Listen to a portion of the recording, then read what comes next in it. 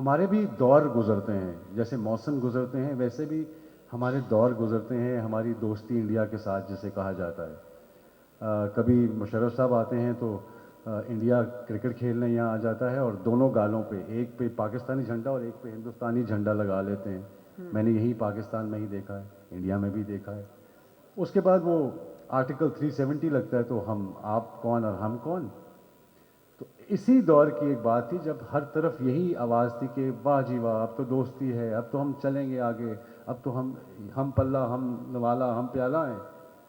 तो मेरे डिस्ट्रीब्यूटर ने मुझे कहा कि हाँ, मुझे महेश भट्ट साहब बहुत अरसे से कह रहे थे फिल्म करने के लिए इंडिया की, जो कि मैंने नहीं की। मेरे अपने वजूहात हैं जो मैं नहीं करता।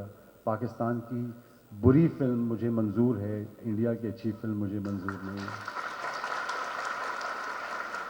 तो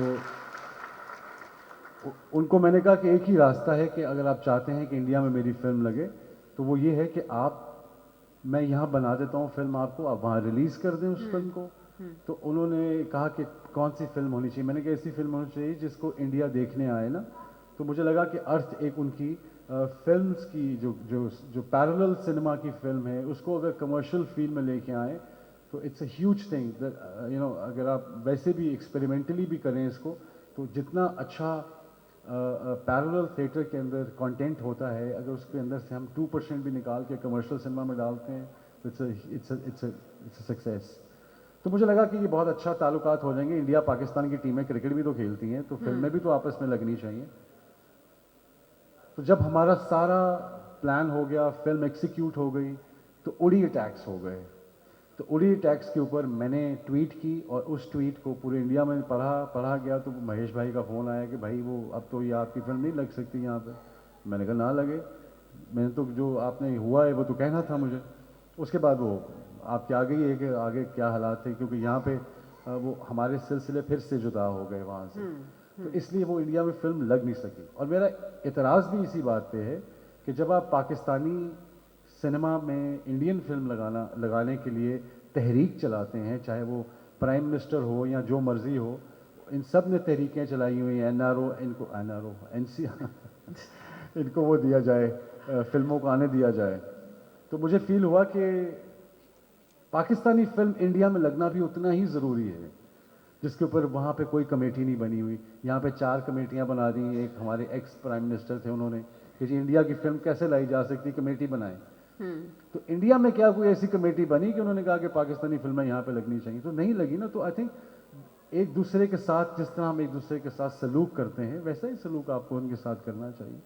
तो ये मेरे एक बेसिक पॉइंट्स थे जहाँ पे मैंने अर्थ शुरू की थी और उसके बाद इंडिया में काम नहीं किया। ओके।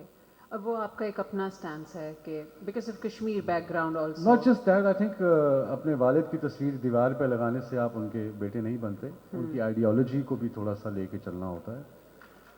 तो मुझे लगा कि अगर मेरे वालिद ने ये अमन बनाई है कश्मीर के ऊपर फिल्म, कश्मीर के लोगों के लिए स्ट्रगल जो उनकी है फ्रीडम की, और आज अगर मैं जाके वहाँ पे हिंदुस्तान में काम कर रहा हूँ, जो कि आर्टिकल 370 जो भी इन्होंने लगाया हुआ है, और लॉकडाउन हुए हुए पता नहीं कितना अरसा हो गया, तो दिन गिने भी नहीं जाते।